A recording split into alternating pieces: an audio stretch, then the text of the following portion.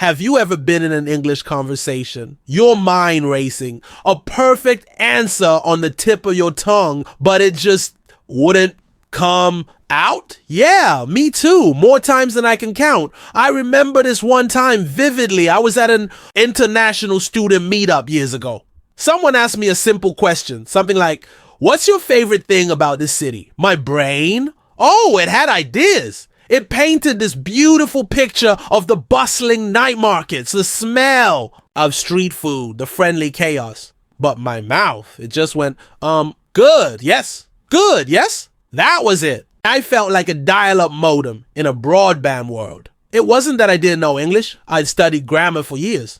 But speaking fast, replying naturally, that felt like a superpower I just didn't have. If that feeling resonates with you, then you're in exactly the right place. Because today we're going to unlock how you can speak faster by learning key English reply techniques. And trust me, it's not about magic. It's about smart strategies that you can learn just like I did, often through stories and real engaging input, much like we cherish here at the Comprehensible English Hub. My own journey to faster replies wasn't a straight line. It was more like a tangled plate of spaghetti. For the longest time, I thought speaking faster meant cramming more vocabulary or memorizing complex sentence structures. So I tried to form these elaborate, grammatically perfect sentences in my head before speaking. The result: long, awkward silences where the conversation had already moved on 3 topics by the time I was ready.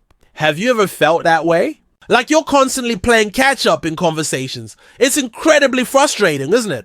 I knew there had to be a better way. I started really listening to native speakers, not just the words, but how they replied so quickly, so effortlessly. It was like watching a dance and I wanted to learn the steps. This is where things started to change, where I began to stumble upon the secrets to speak faster by learning key English reply techniques. The first key, my friends, was a game changer, and it's so simple it almost feels like cheating. Technique. Number 1, master the art of short, sharp answers and question tags. Seriously?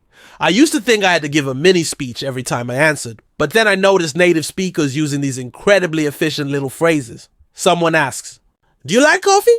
Instead of my old yes, I find coffee to be a very stimulating beverage that helps me concentrate in the morning. They just say, "I do," or "love it." Or if someone stated, "This weather is crazy," they'd add, "Isn't it?" to keep the conversation flowing. It was a revelation. It wasn't about being lazy. It was about being efficient. I started practicing. "Are you busy?" "A little." "Why?"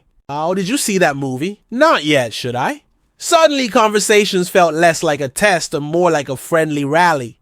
This little trick immediately cut down my hesitation. It was my first aha moment, realizing that comprehensible input wasn't just about understanding, but also about observing and adopting these natural conversational rhythms. Then came the next challenge. Those moments when my brain did go blank, or when I wasn't quite sure what the other person meant. My old strategy: panic and silence. Not very effective. This led me to technique number 2, echoing and clarifying questions. Instead of freezing, I learned to use their own words to buy myself precious thinking time and ensure I understood. Someone asks, "So what's your take on the latest AI developments for creative industries?" Whoa, that's a big question, right? Instead of a deer in headlights look, I learned to reply, "My take on AI for creative industries." Well, or "So you're asking about AI's impact on artists and writers." Just repeating a part of the question or rephrasing it slightly. It does 2 amazing things. It confirms you're on the right track, and it gives your brain those extra few seconds to formulate a thought. No more awkward silences. And the other person often appreciates the clarification. It's like, okay, they're really listening. This technique felt like finding a secret pathway in a video game, a clever way to navigate tricky conversational terrain. It was another step in my quest to speak faster by learning key English reply techniques. Now let's talk about something we all do, especially when we're learning. Those little ums and uhs. I used to be terrified of them. I thought they made me sound hesitant and unsure. And well, sometimes they did. But then I discovered technique number 3. Using fillers and hesitation devices effectively. Notice the emphasis on effectively. There's a world of difference between a panicked Aha, and a thoughtful, well, let me see. Or that's an interesting question. Or even a simple, you know. These aren't signs of weakness. They're natural parts of speech, native. Speakers use them all the time. The trick I learned wasn't to eliminate them, but to upgrade them. Instead of a deer in the headlights, I practiced using phrases that signal I'm thinking, not just stuck. It's like giving the listener a little signpost, hold on, a thought is loading. And this too came from paying attention to the comprehensible input all around me. Movies, podcasts, real conversations. It's amazing what you pick up when you truly listen to the music of a language, something we really emphasize here. At the Comprehensible English Hub, learning through engaging real-world English. Finally, the fourth technique that truly helped me speak faster by learning key English reply techniques was building a toolkit of pre-prepared chunks or formulas for common situations. This isn't about memorizing robotic scripts. It's about having a few versatile and natural sounding phrases ready to go.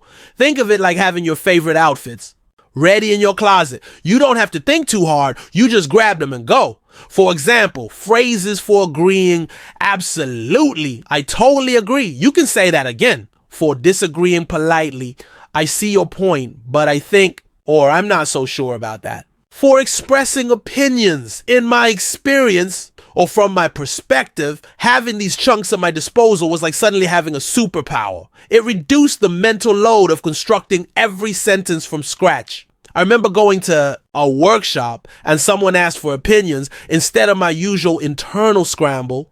I think that's a great idea just popped out. It felt amazing. It was a small victory, but it was a huge confidence booster. Can you imagine how that shifted? My perception of speaking English, it went from being a daunting task to something I could actually manage and even enjoy. These techniques weren't instant fixes. There were definitely awkward moments. I remember once trying to use a question tag so enthusiastically that it came out sounding like I was interrogating someone about the weather. It's a lovely day. I zen it. They just sort of blinked at me. But the key was to keep trying, to embrace the imperfections and to learn from them. The beauty of comprehensible input, especially when it's delivered through stories or engaging content, is that it makes this practice enjoyable. You're not just drilling. You're communicating, connecting, and learning in a way that feels natural and fun. The real breakthrough for me came during a trip abroad. I was navigating a bustling market in a city I'd never visited. Before, this would have been a recipe for, good, yes. But this time, something clicked. People were asking me questions, bargaining, making small talk, and I was responding. I was using short answers. This one? Yes, please. Echoing to clarify. How much for these? Okay. Using natural fillers. Let me think. All right. I'm pulling out my trusty chunks. That sounds fair. I wasn't just surviving the conversations. I was participating, flowing with them. I was speaking faster, more naturally, and with more confidence than I ever thought possible. That evening, sitting at a small cafe, I realized the promise of speak faster by learning key English reply techniques wasn't just a catchy title. It was my reality. The feeling was pure joy, a sense of liberation. It wasn't about being perfect. It was about being connected. So, how can you apply these techniques? Start small.